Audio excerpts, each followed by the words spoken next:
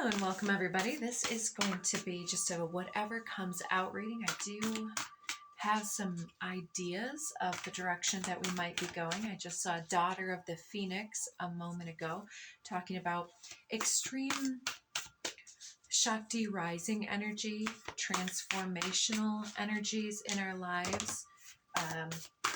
That's a big stack. We'll see what that is. Underneath here we have Reveal the Peacock Beauty. Number 20, is that a 24? So that came out in not this card, but the number 24 showed itself from the shamanic decks as 2024, the year, which we're closing out the year of 2024.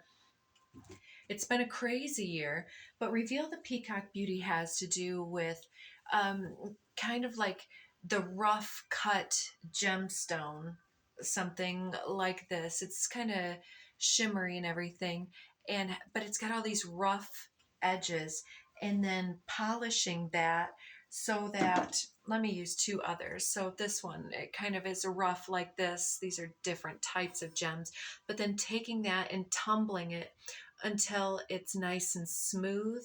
I feel like that's the image that Spirit is trying to show me about how this year has been affecting most of us. It's trying to polish the rough edges, and I think that there's going to be huge evolutionary changes. It can talk also about the shift from into the Aquarian age, I'll just say. And I'll leave that there. So it looks like we've got 4 cards. Oh, this one just came out in the previous readings, the Daily Dharma number 1 and 2. I was talking about how this is like a cleansing and restorational energy, bringing us back into the new beginning, possibly for a new romance, a new start in some type of a way. Could be a fated meeting. And this came out with a couple other cards talking about how we need to believe in the powers that be and in the situation developing to become something. We have to trust the path to lead us back to ourselves. And well, let's keep going. Oh, and it did, yes, it came out with these 2 cards. So maybe we didn't get quite the good shuffle, or maybe this is just a Daily Dharma number 3. Let's not limit it to that, because the Peacock Beauty comes out as well. The Yellow Tiger Mother number 13. Another 13 card came out earlier too, talking about integration. And so the Yellow Tiger Mother talks about our ferocity as well as our willpower, our co-creative, or just personally creative energy, how we use that, and the solar plexus energy as well. So the Yellow Tiger Mother may even talk about a gift perhaps that's passed down through the matriarchal line. It could be a very fierce knowing, an intuitive hit, and it talks about knowing what we know and not being, whether it's gaslit or persuaded to believe something that we don't feel is the truth. And I think that with the combination here, it's like we have to trust the situation that seems like it's presenting us with some type of a crisis, the presenting problem. And when I came into this reading, I was going to try to read for what is the presenting problem that we're being told to look at, because for some of us it will look like politics. For others of us, it may look like the state of our interpersonal relationships, or maybe we've just lost a job. There's a presenting problem, or even an argument within a family, or many of these situations coming upon us all at once to enable us to finally have this breakthrough realization or breakthrough creative experience, or even journaling. We got the writing card and some other self-expressive energies, and now we have the solar plexus tiger mother energy. And so it's talking about listening in, hearing the tiger mother, listening into that skill or that gift that has come through our possibly our family lines, and expressing that somehow creatively. Let's go into the Lemurian deck. So this will sometimes tell us some very different types of activation experiences that may be happening. Let's get a few cards here. One more time through. There we go. So we're getting the high heart chakra. And these are pretty thick. I guess that's it. Number 6. And it also reads ecstatic bliss. We were talking about that in the first Daily Dharma, how we can transmute the lower experiences into experiences of higher energy, and how there's all sorts of situations that we have the choice of whether to experience them as suffering, pain, betrayal, something else, misery, or cheating even, or aggression or violence. We can see these through the lens of that being some type of truth, or we can look at those experiences as an opportunity for us to say, I guess to be more solution oriented, it's kind of wants to be said.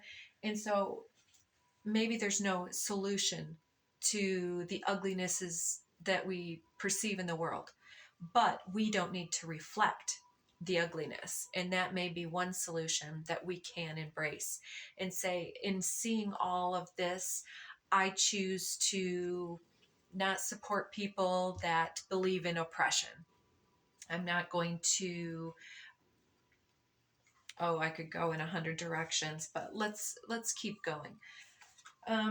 We have 44, shine your light. There's definitely the ability to swim in emotional psychic waters and to come out kind of smelling like a rose, so to speak. And I think it's because we're here clued into the high heart. And so even though we are in the world, we're not really of it. Does that make sense? So we're clued more into the cosmic transpersonal experience, and we are very, very clear agents of change, ambassadors of change, and also we're here specifically to transmute those lower energies into higher expressions of creativity.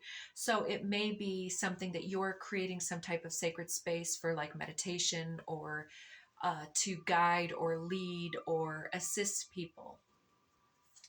But it looks like you're being told that you've got the green light. We did have the take flight card earlier too. Oh, beautiful. 37. So we've got 36 as dance unveiling. Mount Shasta energy. There's definitely a lot of UFO, UAP, intergalactic energy that's been coming through in recent times. And some of the other individuals out there are talking about how that they believe we are surrounded at this time by multiple different types of energies, some higher, some being opportunistic, as far as like seeing us as an opportunity to take the either resources, because humans are also capital. Humans are also resources that have been exploited by different people, different situations, and so on.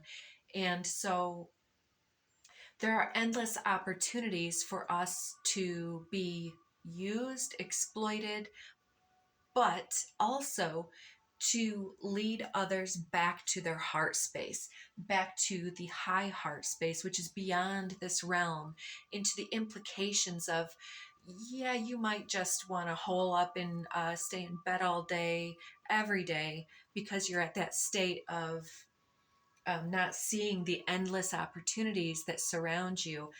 But it's like we keep being told that it's up to us to be the beacon of what we want to create in the world. Balanced forces, 19. I'm seeing this as you integrating the light and the dark energies within yourself. And because of the amount of balanced energies, it's like this extreme gravitational magnetism that you're able to hold a specific elevated light quotient within your beingness that's shining your light out into the world because you're connected with this high heart. And I believe that you're also a divine channel for these galactic influences as well, meaning you may be a star seed or you may be a channel of these higher vibrational influences and aware of certain elements of this, but you can't be sure to understand the outcome because not all of the factors have been shown yet. So I think that we continue to be told that more is going to be coming into our awareness very soon that may really blow our hair back, and it may take us into even a more crisis consciousness type of escalating time, but that we really need to be strong, grounded, and precise about where we allow our energy and our attention to flow. And we need to help and assist as many individuals as are receptive to our brilliant, radiant light here to help them to feel faithful, hopeful, to believe in miracles, to believe in the safety and security that they are and that they and we provide. So balancing these forces is putting you into an extremely powerful position. Power seems like the wrong word, but it's the word that comes through for lack of a better word. It's not about you being some kind of like special person, although chosen ones is a thing that keeps coming up recently, and it came up in the Daily Dharma too with they chose you. It's like they choose you not because of you being someone special or having something additional that others didn't have per se. It's about how you choose to develop yourself and move forward from that space. It's like we all have these endless opportunities to self activate, to keep ourselves connected, to read the energies. And it's like the swipe left, right type of a thing where it's like, okay, this person just gave me the middle finger and cut me off in traffic.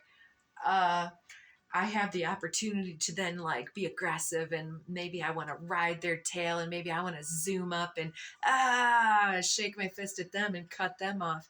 That'll really feel good. Or we could just be like, well, this is kind of silly but also kind of vulgar for some, but I kind of say to myself, well, maybe that person's got some diarrhea and they really got to go. And then that kind of like it makes it kind of stupid and silly, and it's like then I don't need to be all worried about it. It's like, yeah, they're like that because there is something boiling up inside their beingness that they haven't digested properly that's like explosive.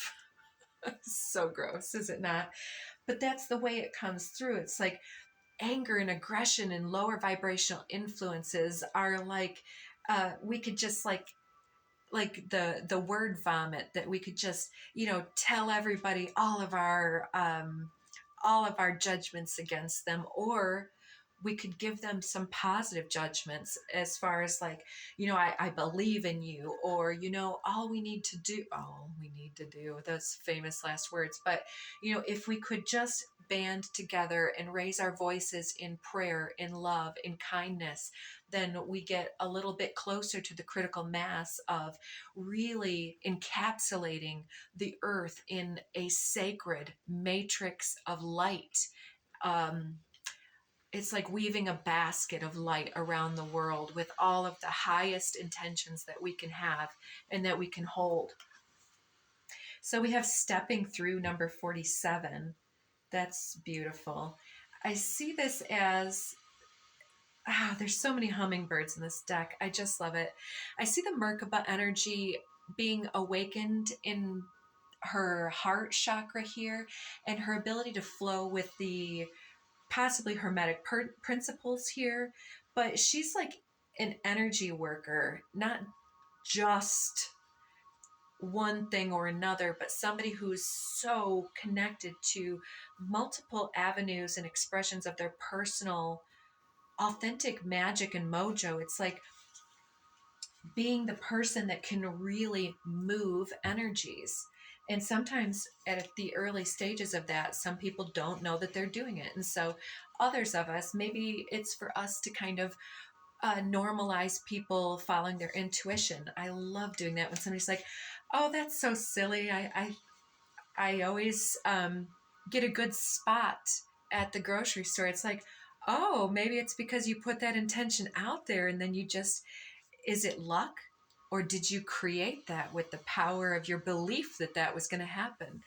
So then you plant that seed of that matrix thing. Like, would that have fallen if Neo didn't bump it, because the oracle's like, oh, and yeah, you're forgiven for breaking that thing you're about to break. It's like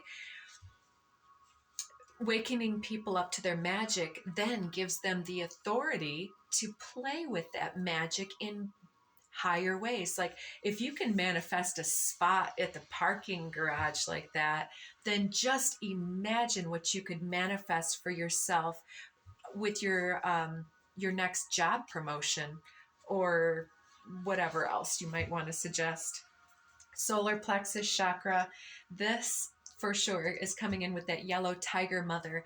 It's like whether we are the tiger mothers out here, like we might even say something to this hypothetical individual like, uh, did you have other intuitive people in your family that you know of, or do other people that you know have this type of dreaming nature? Because sometimes people will be like, oh, I had this such a weird dream that blah blah blah. And I always like to say, do you think that might have to do with do? And I kind of bring something up, and they might, oh, and then we might have a conversation, but it gets the ball rolling. Like, we need to possibly normalize discussions about the more cosmic nature of consciousness in more circles, because people are waking up and they need more to cling to than the fear mongering of the other sleepwalking individuals. Oh, that's gorgeous. That makes me feel so warm. Literally a flush of warm down through my arms, through my torso. Look at all those possibilities beaming off of that. Shine your light mixed with the endless possibilities card here, and that high heart. She's indicating the seed within her heart, the exponential heart around her beingness, and then the high heart being here. It's like we're really opening up, and we're opening up this huge gateway that other individuals are going to be able to they're going to see that light at the end of the tunnel as we're holding open that gateway, shining our light. Then they can see the way through. And so in this way, we are being way showers, or shamans, even for some of you. Luminescence. Oh, how beautiful is that? Do you see the individual creating the light, the heart light between there? And we were just talking about the radiance. We've got the shine your light and the home card with that eminence, or that emanation of light, and then luminescence. This is definitely a light body activation. The Merkaba field is strengthened, and oh, I wonder where we should go next. I've got this shamanic mixed deck out today, and it's already in my hands. We'll go with this one. So what is this presenting problem? It looks like part of the issue, it looks like a blessing in the reading, but when we apply being in our sensitive energies and how we can go out and lead people, in all actuality, doesn't it give a little bit of the, whether it's pick me vibe or the love and light? Oh, like all you have to do is just go out and give the world a hug. And it's like, if it were that easy, it would have happened eons ago, correct? So I think the presenting problem is that we need to choose love when it's the difficult choice. We need to continue to be open and loving when we've been betrayed. We need to continue to trust when we feel the most suspicious. But it's what we trust. I trust my gut. When somebody that I'm thinking of one in particular right now, this individual was somebody that I was dating.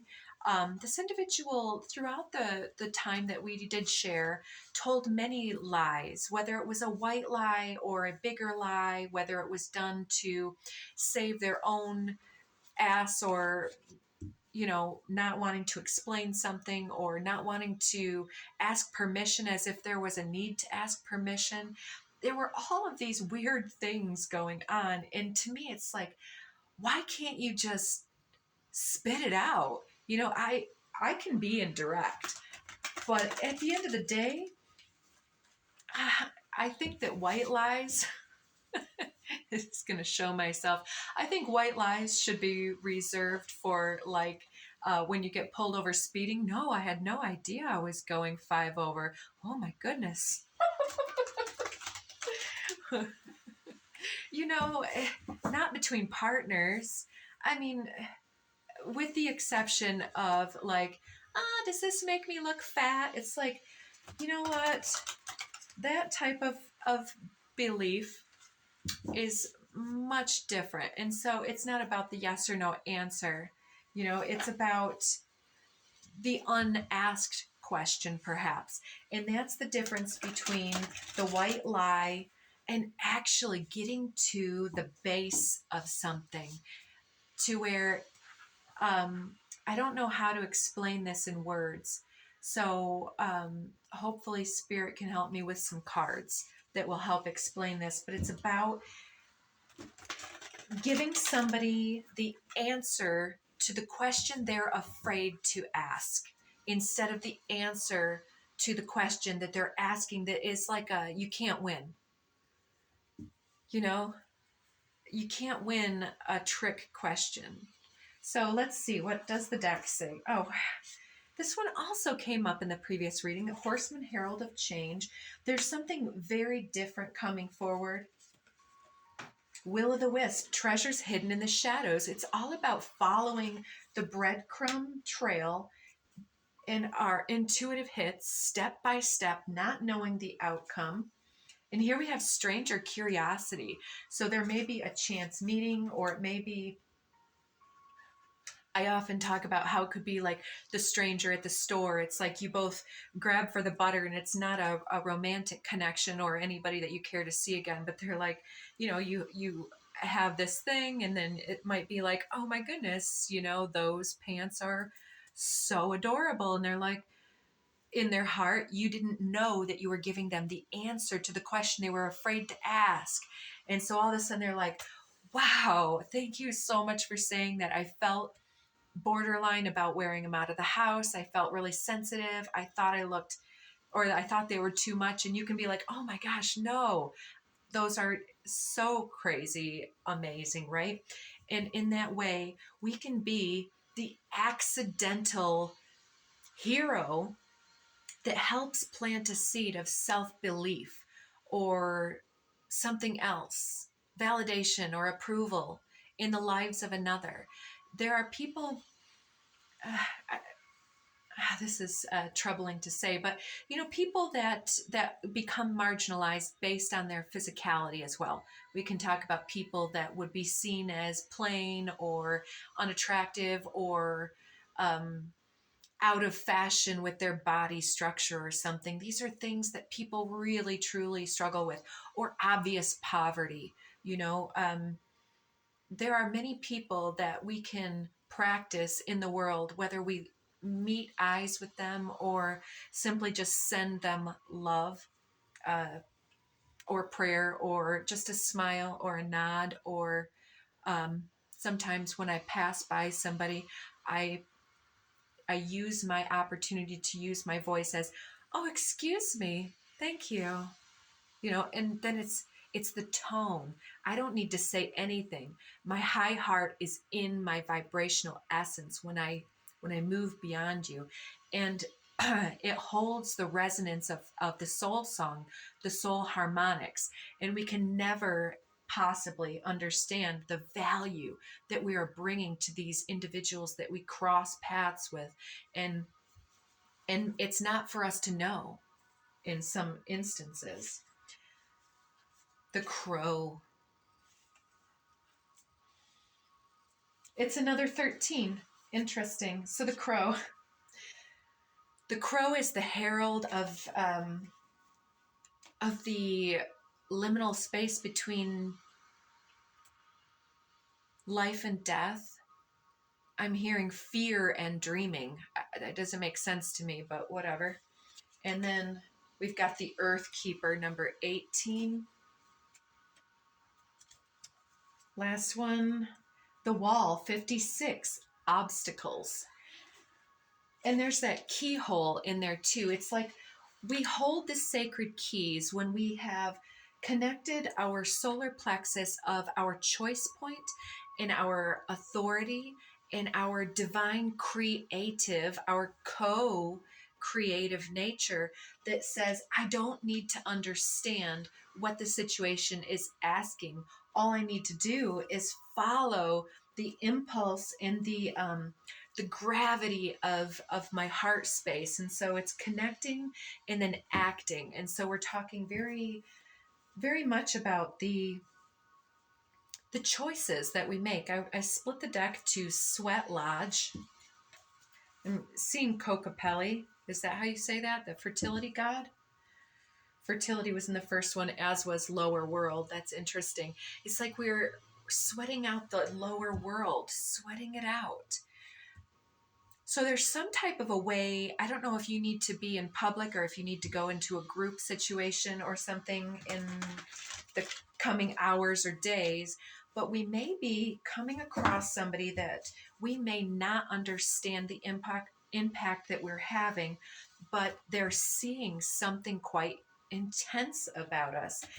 I'm thinking of somebody in my world that is a mere acquaintance, but I've noticed when this individual comes up to me, their pupils are so extremely dilated, and I don't think it's because of drugs. It also happens when somebody is taking in your light, when they're attracted to you. And I'm not sure that it's on a romantic level based on the person, but who am I to say? There are people that are into all kinds. But it's at the end of the day, attraction to light. And this individual, I feel in the moment here, apply this to the person that's coming to your mind, is very much inspired and aware that they have something to unlock, but they don't quite know how to bring it forward. And so they've kept it to themselves. And with our ability to unlock that within ourselves, when they see us, they see like this, oh,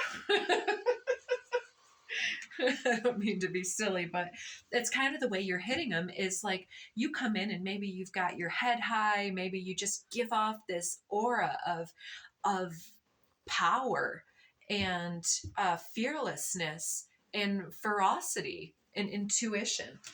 And so you represent the becomingness that this person is inspired to become. And I would say too, with this Earthkeeper card and the crow, the obstacles, you're helping all kinds of strangers to embrace change in their lives with some type of excitement instead of fear and anxiety. And it's for ways that go perhaps unnoticed by you. It's some type of mojo you have. Like for me, it might be some fearless, whatever. For another person, it might be the extreme warmth that you come across with. And still other people, it can be the way that you show up or volunteer, or for other people, the way that you are super direct, because sometimes other people, they're so people pleasing and they don't know how to set boundaries that when somebody's like, oh, hell no, You know, like for instance, if somebody's like, oh, does this make me look bad? You can say, well, I like the color, I like the cut, but I've seen you wear things that I think are more flattering for you, but fat is not a word I would have used, or blah blah blah isn't exactly, I think that you need to make sure that you're not talking ill of yourself, or you're never going to feel better when those thoughts are in your head. So if you have that fear, then the clothes are wearing you, and it's time to go fish in your outfit wardrobe or whatever. Go thrifting, whatever you got to do to get some clothes that make you feel like yourself. Like you don't have to question your appearance. You can spend times doing things that matter with all that beauty energy. The drum, I love that. Number 15, the drum is talking about conjuring energy and the getting back into alignment with the drumming, the heartbeat of Mother Gaia with this Earth Keeper energy. We are grounding and we're helping these individuals to not get all caught up in thoughts, beliefs, fears, and anxieties. We're bringing them down into what is it that you really want? What is it that you're afraid to ask? And we show up and we show out and we show others to themselves. And of course, not everybody can handle that, but we need to kind of understand that the tiger can create fear in some and inspiration in others. It can show the predator, and it can also show the power and the sun energy of momentum and creative energy, right? And so when we're conjuring here, it's all about connecting the balanced energy between shadow and light, between our ferocity and also our humility in the moment, and understanding the why that we do it. It's not so that others will like us or love us. It's so that we can be all that we're here to be and help as many people get back into their sacred heart space, because we're all ultimately just walking each other home. So I think that's where we're going to end it for today. I hope that you guys got a message with meaning, and that you consider hitting some of those buttons for us and help us grow the channel, because we're still in the infancy here. Some of these messages are a little bit much for some, and so it's a bit of a slow build. So come along on the journey with us. Check out other messages. See what vibes with you. Let me know what other types of content you want me to read for, and I'll do my best to accommodate as the energy presents. So I'm sending you guys so much love, so much gratitude, and so much good direction in your lives. Keep on shining your light as bright as you can, because you are necessary and so critically needed right now. All my best. Love you guys. Next time.